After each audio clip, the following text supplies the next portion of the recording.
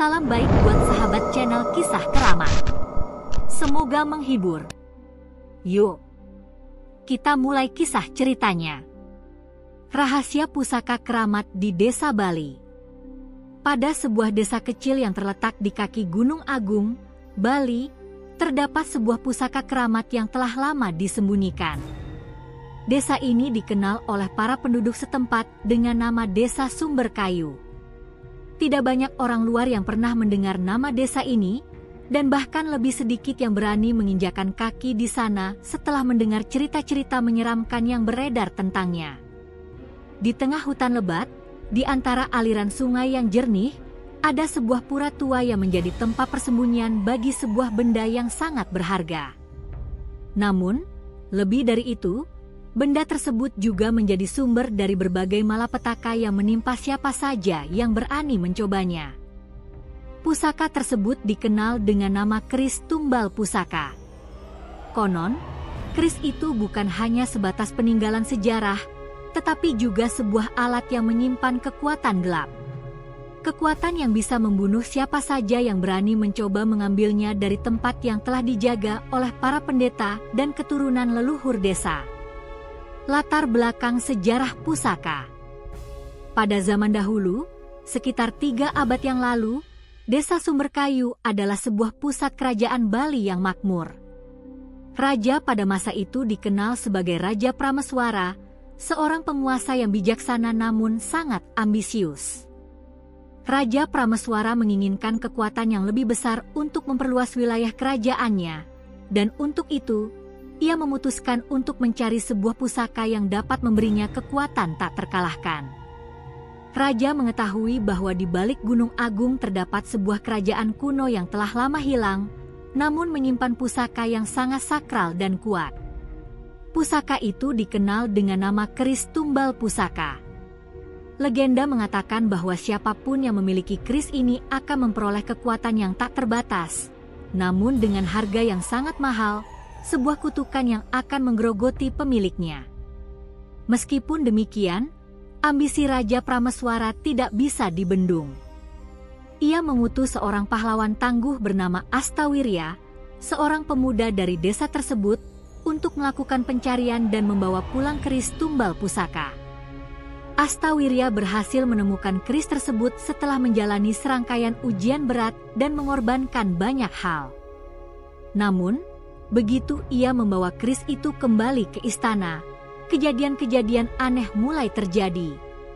Malapetaka datang secara berturut-turut, pertama kematian misterius yang menimpa keluarga kerajaan, kemudian wabah penyakit yang melanda desa, hingga bencana alam yang menghancurkan sebagian besar wilayah kerajaan.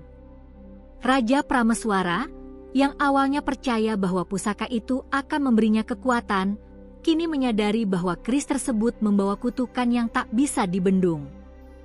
Dalam upaya untuk menyelamatkan rakyatnya, Raja memutuskan untuk menyembunyikan keris tumbal pusaka di sebuah pura yang tersembunyi di dalam hutan, di mana hanya para pendeta dan keturunan raja yang tahu tempatnya. Ia melarang keras siapapun untuk mendekati tempat itu. Namun, meskipun keris itu disembunyikan, mitos dan cerita tentang kekuatan dan kutukannya terus beredar dari mulut ke mulut. Misteri yang mengelilingi desa. Pada masa kini, Desa Sumberkayu sudah jauh berbeda dari zaman kejayaannya.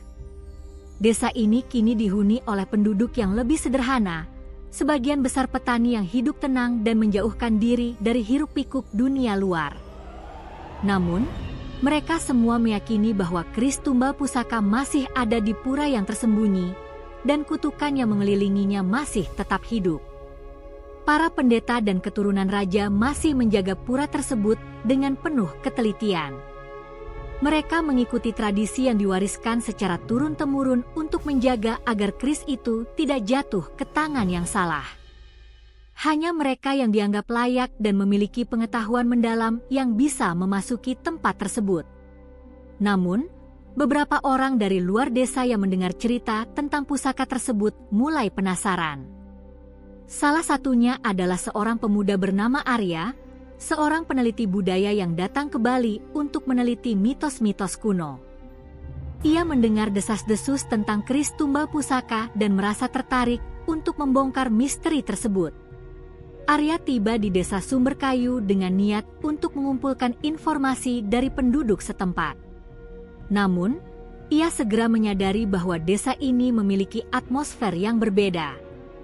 Ada sesuatu yang menekan, sesuatu yang membuatnya merasa tidak nyaman setiap kali ia berbicara dengan penduduk desa. Mata mereka tampak menghindar ketika menyebutkan keris tersebut, dan beberapa bahkan memperingatkannya untuk tidak terlalu penasaran.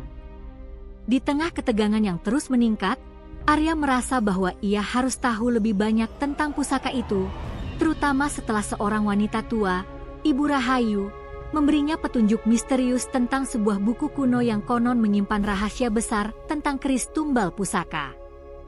Penyelidikan Arya. Arya semakin mendalami sejarah desa dan semakin terpaku pada cerita-cerita yang beredar. Ia mengetahui bahwa para pendeta desa menganggap keris tersebut sebagai penjaga keseimbangan alam yang tidak boleh terganggu. Namun, ada juga yang percaya bahwa jika keris itu diambil, maka desa akan mengalami kebinasaan yang lebih besar dari sebelumnya. Seiring berjalannya waktu, Arya semakin dekat dengan petunjuk yang mengarah ke pura tua tempat keris tersebut disembunyikan. Namun, perasaan teror yang mulai ia rasakan semakin kuat. Setiap malam, suara-suara aneh terdengar dari hutan sekitar desa, dan beberapa kali Arya melihat bayangan samar yang mengikuti langkahnya. Di dalam hati, Arya mulai meragukan niatnya untuk mencari tahu lebih banyak tentang keris tumbal pusaka. Ketegangan semakin meningkat saat ia menemui Pak Made, seorang pendeta tua yang menyimpan kunci untuk memasuki pura. Pak Made memperingatkan Arya bahwa ada alasan mengapa keris tersebut harus tetap berada di tempatnya. Ia menceritakan tentang bencana yang menimpa kerajaan ratusan tahun yang lalu yang disebabkan oleh keris tersebut. Tetapi meskipun diperingatkan, rasa ingin tahu Arya semakin besar. Ia merasa bahwa hanya dengan menemukan kebenaran, ia bisa mengakhiri kutukan yang sudah begitu lama mengganggu desa. Konfrontasi dengan kutukan. Suatu malam yang gelap, Arya akhirnya memutuskan untuk pergi ke pura tersebut. Ketegangan yang menyelimuti desa semakin terasa saat ia melangkah menuju hutan. Dengan setiap langkah yang ia ambil, ia merasa semakin dekat dengan sesuatu yang lebih besar daripada yang ia bayangkan. Setibanya di pura, ia merasakan hawa dingin yang luar biasa, dan seolah ada yang mengamati setiap gerakannya. Di dalam pura, ia menemukan keris tumbal pusaka, terbaring di atas altar kuno dengan aura yang begitu kuat dan menakutkan. Tiba-tiba, suara gemuruh terdengar dari dalam tanah, dan tanah di sekitar pura mulai retak. Sesuatu yang gelap mulai bangkit dari kedalaman bumi, mengikuti energi yang terpancar dari keris tersebut. Arya menyadari bahwa ia telah terjebak dalam kutukan yang lebih dahsyat dari yang ia bayangkan. Ia harus berhadapan dengan kekuatan yang jauh lebih besar daripada dirinya, dan keputusan yang ia ambil akan menentukan nasib desa dan seluruh Pulau Bali. Malam yang mencekam. Di dalam pura yang sunyi, Arya berdiri terpaku di depan altar kuno tempat keris tumbal pusaka terbaring. Suasana malam semakin mencekam. Udara dingin menyentuh kulitnya, membuatnya menggigil. Matahari telah lama tenggelam, meninggalkan langit gelap yang dipenuhi bintang-bintang yang tampak jauh dan tak terjangkau. Namun, ada sesuatu yang lebih gelap dari malam itu, sesuatu yang membekap Arya dengan rasa takut yang mendalam. Setiap langkahnya terasa berat, seolah tanah di bawah kakinya menahan setiap gerakan.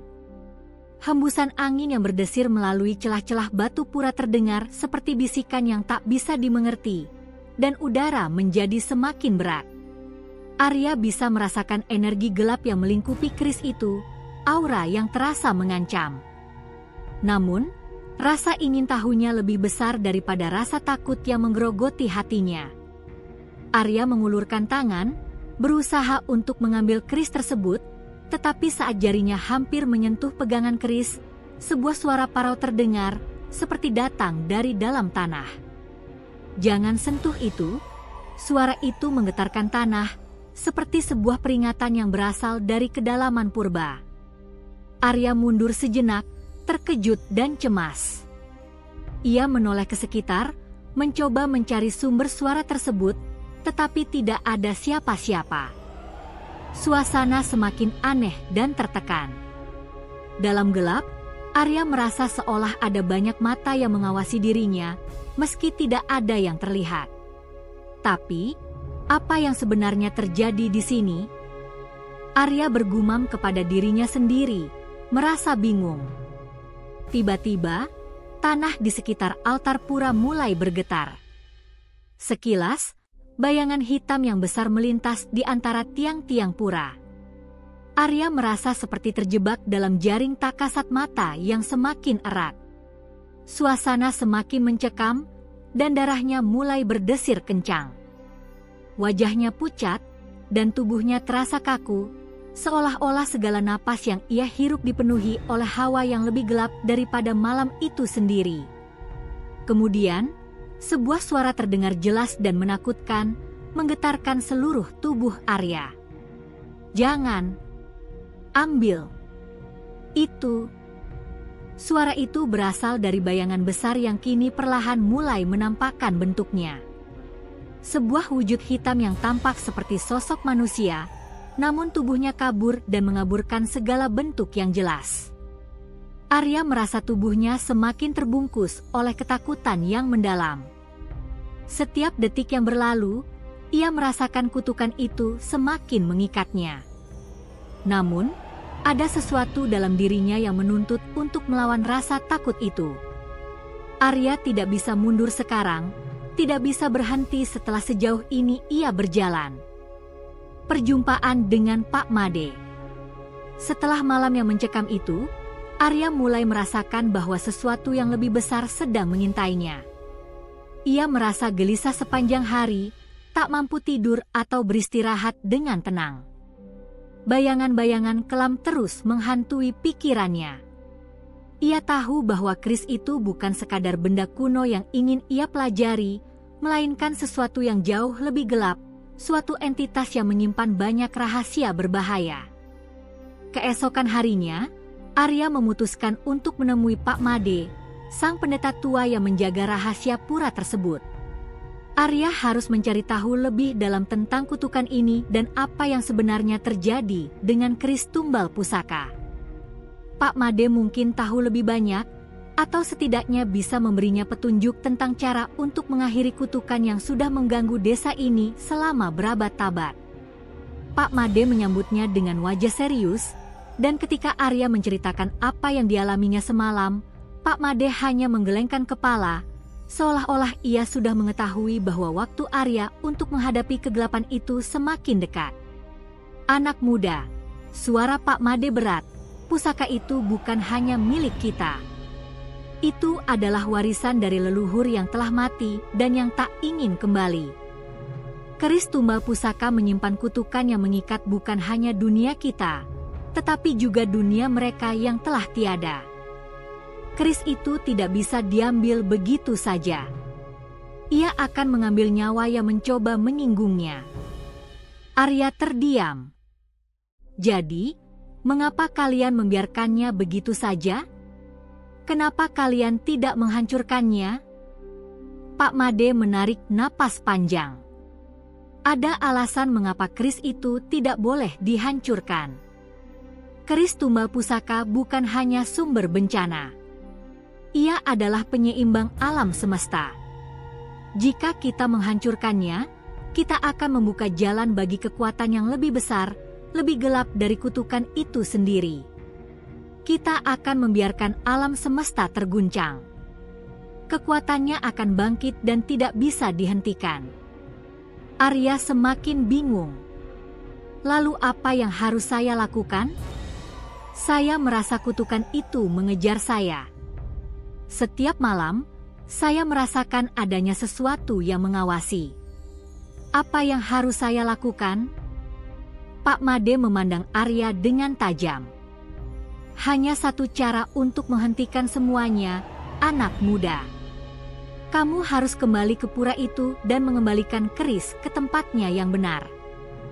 Hanya dengan begitu, keseimbangan alam yang terganggu oleh kekuatan gelap akan kembali seperti semula.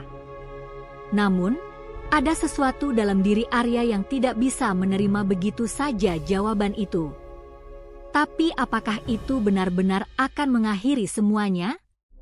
Jika keris itu benar-benar memiliki kekuatan seperti yang kalian katakan, bisakah kita benar-benar mengembalikannya tanpa menimbulkan akibat yang lebih buruk?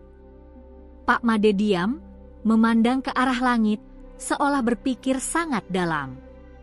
Itu adalah jalan yang harus kamu pilih. Mengembalikan keris atau membiarkan kutukan itu terus berkembang hingga akhirnya tidak ada yang tersisa. Kembali ke pura.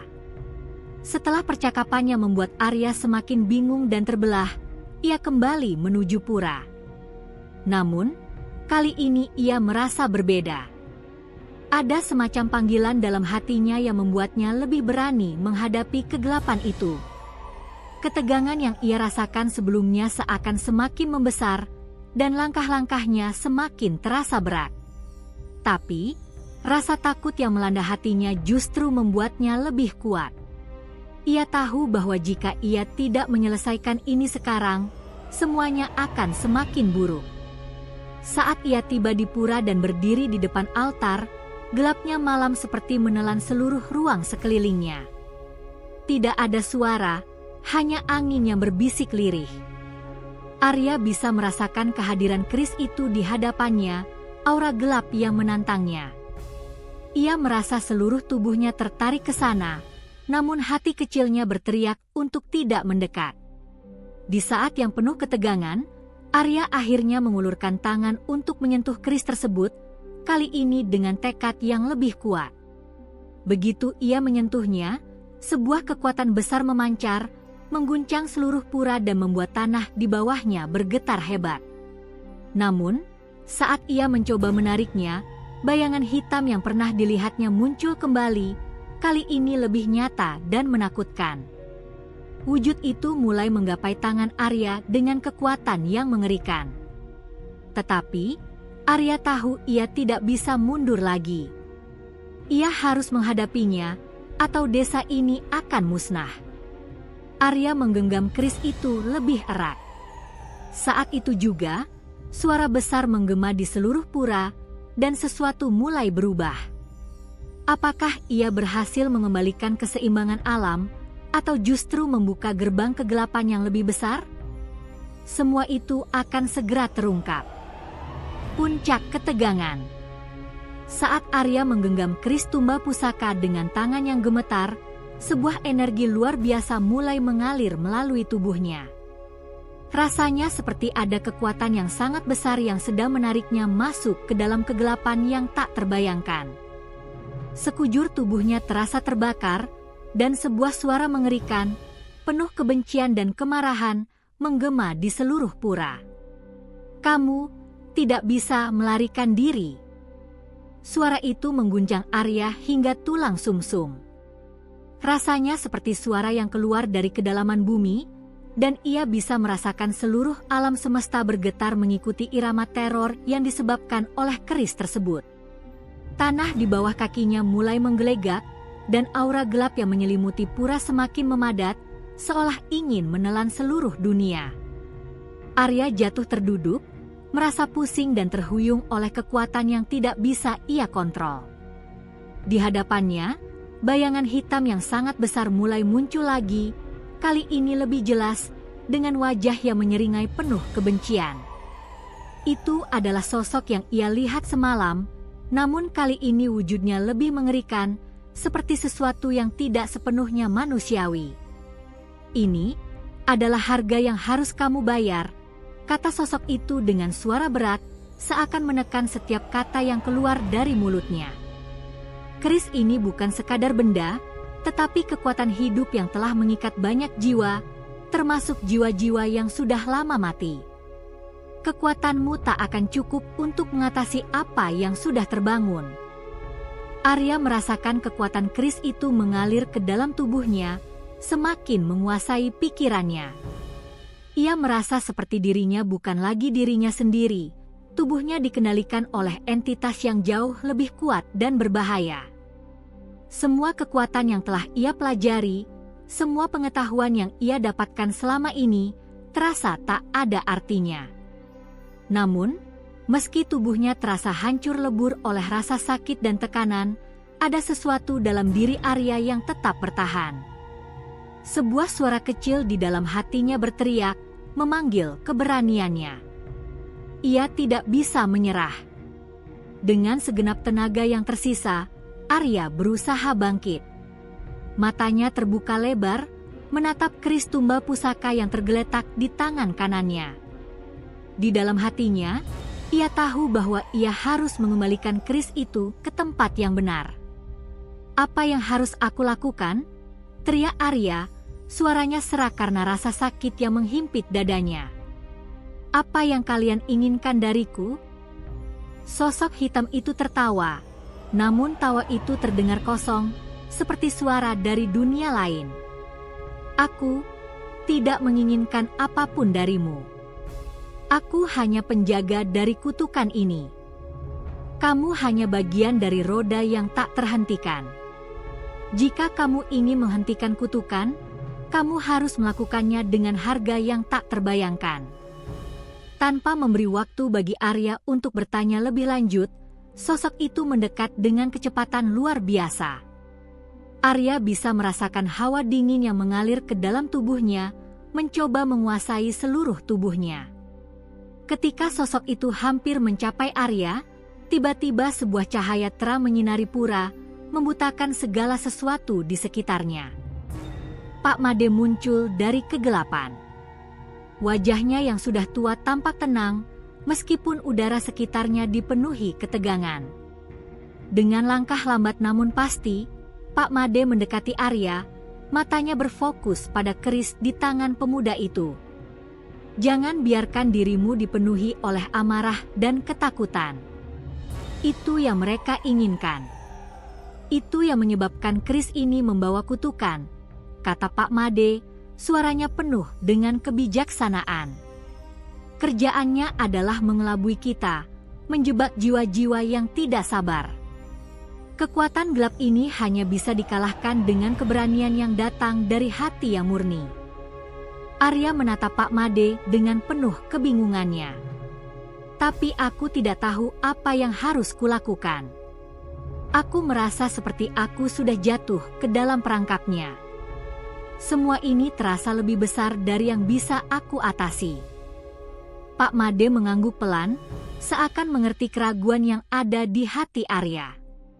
Keris itu, meskipun tampak seperti kutukan, sebenarnya adalah alat untuk menguji jiwa. Jika kamu mampu melepaskan diri dari ketakutan dan ambisi pribadi, maka kekuatan gelap itu akan hilang dengan sendirinya. Dengan kata-kata Pak Made, Arya mulai merasa tenang. Ketegangan yang sebelumnya membelenggu tubuhnya mulai mereda.